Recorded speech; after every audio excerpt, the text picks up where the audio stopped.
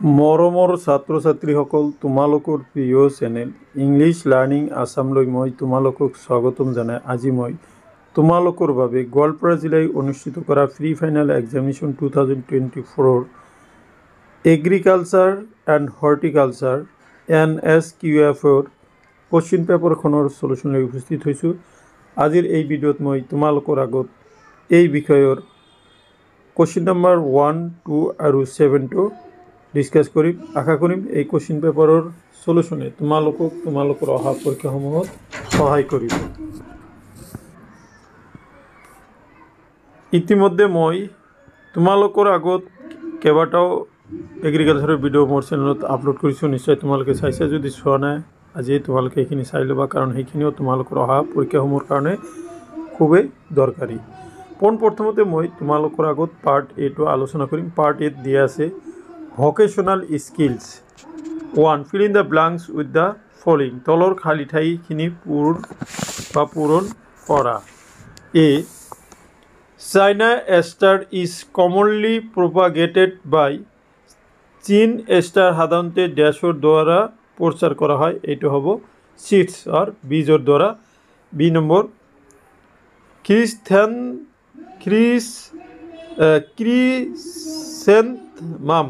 ক্ৰিসেন্থমাম সাধাৰণতে ড্যাশ আৰু ড্যাশ হিচাপে জনাজাত। Chrysanthemum is commonly known as dash or dash, এইটো হ'ব কি mum and chrysanth. Next, the bulb of tuberose is dash shaped. Tuberose বাল্বটো ড্যাশ কৰ্মলেটলৈকে উৎপাদন কৰিব পাৰি, এইটো হ'ব কি আনসাৰ হ'ব স্পিন্ডেল শেপ, এইটো হ'ব স্পিন্ডেল শেপ। তাৰপিছত দিছে gladiolus plant may produce up to dash cormlet, কি গ্লাডিওলাছ উদ্ভিদ ড্যাশ কৰ্মলেটলৈকে উৎপাদন কৰা হয়। একচুৱেলি এইটো আকৃতিটো হ'ব চি নম্বৰৰ, এইটো এইপিনে অকণমান ৰং আছে, তোমালোকে মিলাই লোৱা, ইংলিছটো ঠিকে আছে। এইটো ডি নম্বৰটো হ'ব কি 40 ডিগ্ৰী টু 45 ডিগ্ৰী সেন্টিগ্ৰেড। এইটো আছে কি carnation can be planted at, carnation ড্যাশৰ ৰোপণ কৰিব পাৰি, এইটো হ'ব a spot with morning sun, এইটো হ'ব a spot with morning sun. Next question number 2 multiple choice question, বহু পছন্দৰ প্ৰশ্ন। ইয়াতে 1 নম্বৰ দিছে যে gerberas are grown on dash centimetre raised beds, উন্নত নিষ্কাশনৰ বাবে গাৰবেৰাছবোৰ ড্যাশ সেন্টিমিটাৰ উপৰে উঠা বিছনাত খেতি কৰা হয়। A 10 to 15, B 12 to 22, C 15 to 20, C 15 to 25। Correct answer A 10 to 50। Next, which of the following is a long stem out rose grown in India, নিম্নলিখিত কোনটো হৈছে ভাৰতত উৎপাদন কৰে দীঘল কাণ্ড কটা গোলাপ, এইটো হ'ব কি Raktagandha. B Anurag, C doctor Homi Bhabha, D mother Teresa. গতিকে correct answer A Raktagandha. Next, gaillardia is native to dash, gaillardia ড্যাশৰ স্থানীয়। A Japan, B Korea, C China, D central United States. Correct answer will be A Japan. Now come to next question. Next question আছে full form of ppm is, ppm or সম্পূর্ণ রূপটো হল A parts per million milligram, B parts per milliliter, C parts per million, D parts per million। Correct answer C parts per million। তো এইখিনি আছিলে তোমালোকৰ 4টা MCQ আৰু তাৰ সমাধান। এতিয়া তোমালোকক মই কোশ্চিনটো 3 নম্বৰ কোশ্চিনটো দেখাই দিছোঁ নেক্সট ভিডিঅ'ৰ কাৰণে ৱেইট কৰিব লাগিব নহ'লে তোমালোকে নিজেও ঘৰত এইখিনি অলপ চাবা ইয়াতে দিয়া হৈছিল আনসাৰ দ্য ফলোইং কোশ্চিনছ এনি 7 7টা প্ৰশ্নৰ উত্তৰ দিব দিছিলে ডিফাইন মালচিঙৰ সংজ্ঞা দিছে তোমালোকে আফ্ৰিকান মেৰিগোল্ড আৰু ফ্ৰেঞ্চ মেৰিগোল্ডৰ মাজত থকা পাৰ্থক্য বাৰ্ষিক আৰু বহুবৰ্ষী জীৱৰ গছৰ মাজত পাৰ্থক্য ল্যান্ডস্কেপ বাগিচাৰ সংজ্ঞা লিখা এইবিলাক দিছে দেখা নেক্সট কোশ্চিন তলত দিয়া প্ৰশ্নবোৰৰ উত্তৰ লিখা যিকোনো তিনিটা বাৰ্ষিক চপোৱা আৰু বাৰ্ষিক চপোৱাৰ পিছৰ চপোৱাৰ বিষয়ে লিখা তাৰপিছত দিছে দেখা তোমালোকে what is the bend neck in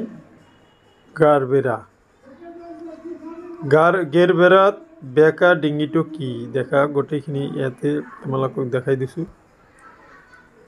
ইয়াতে 2 নম্বৰত দিছে তলত দিয়া পুষ্টিকৰ উপাদানসমূহৰ অভাৱৰ লক্ষণ লিখা নেক্সট কোশ্চিন নম্বৰ 5 টো চোৱা কোশ্চিন নম্বৰ 6 নাও কাম টু কোশ্চিন নম্বৰ 7 নাও কাম টু কোশ্চিন নম্বৰ 7 তোমালোক কোশ্চিন নম্বৰ 7 লৈ আহা 7ত আছে choose the correct answer from the following তলত দিয়া উত্তৰৰ পৰা সঠিক উত্তৰটো বাছি উলিওৱা A which is responsible for the success of green economy in the country যিটো দেশৰ সেউজ অৰ্থনীতিৰ সফলতাৰ বাবে দায়ী এ গভৰ্ণমেণ্ট চৰকাৰ বি ছ'চিয়েল ৱৰ্কাৰ সমাজকৰ্মী 3 ইণ্ডিভিজুৱেল চিটিজেনশ্বিপ এইটো ব্যক্তিগত নাগৰিক and all of the above ওপৰৰ সকলো কাৰেক্ট এনচাৰ 2 ছ'চিয়েল ৱৰ্কাৰ হ'ব বি নম্বৰ হুইচ শৰ্টকাট কি is use to create a new document এটা নতুন দস্তাবেজ সৃষ্টি কৰিবলৈ কোনটো শৰ্টকাট কি ব্যৱহাৰ কৰা হয় 1 Ctrl+C 2 Ctrl+N 3 Ctrl+M 4 Ctrl+D correct answer 2 Ctrl+N question number C to soa C নম্বৰত দিয়া আছে a father in law is my এজন শহুৰেক হৈছে মোৰ 1 mother's father মাতৃৰ পিতৃ 2 cousin's father কুল হালিয়েকৰ পিতৃ 3 uncle's father ককাকৰ পিতৃ 4 husband or wife's father স্বামী বা পত্নীৰ পিতৃ গতিকে কাৰেক্ট আনসাৰ হব 4 স্বামী বা পিতৃৰ পিতৃ husband or wife's father now come to question number D the frog jumped quickly identify the adverb ব্যঙ্গে খৰধৰকৈ জঁপিয়াই বিভক্তি চিনাক্ত কৰা 1 the 2 quickly 3 jumped 4 frog so correct answer 2 quickly now come to the last question of this MCQ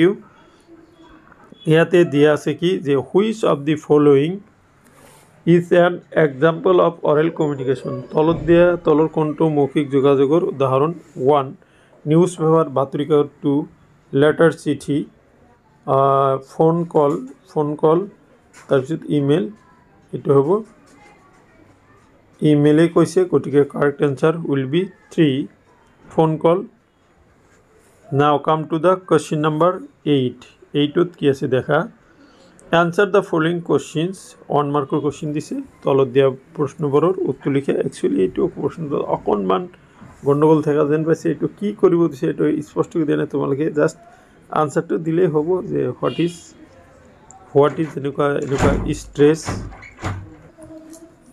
question number 8 তোমালোকে প্ৰশ্নটো চোৱা তলত দিয়া প্ৰশ্নবোৰ উত্তৰ দিয়া এইখিনি একচুয়ালি প্ৰশ্নটোত ৰং হোৱা যেন লাগে তোমালোকে প্ৰশ্নখিনি চোৱা জাস্ট তোমালোকে ডেফিনেশনটো দি দিবা যেনেকৈ স্ট্ৰেছ ম্যানেজমেন্ট দিছে ভিজুয়াল কমিউনিকেশন দিছে মোটিভেশন দিছে তাৰপিছত উদ্যোগী দিছে তাৰপিছত লিডাৰশিপ কোৱালিটি দিছে এইখিনি জাস্ট তোমালোকে আনসারটো দিবা ডেফিনেশনটো দিলে হৈ যাব সো মাই ডিয়ার স্টুডেন্টস এইখিনি আছিলে গোৱালপাৰা জিলায় অনুষ্ঠিত কৰা HS pre final examination 2024 agriculture আৰু হৰ্টিকালচাৰৰ কোশ্চেন পেপাৰ আৰু তাৰ কিছুমান প্ৰশ্নৰ সমাধান থ্যাংক ইউ ফৰ ওয়াচিং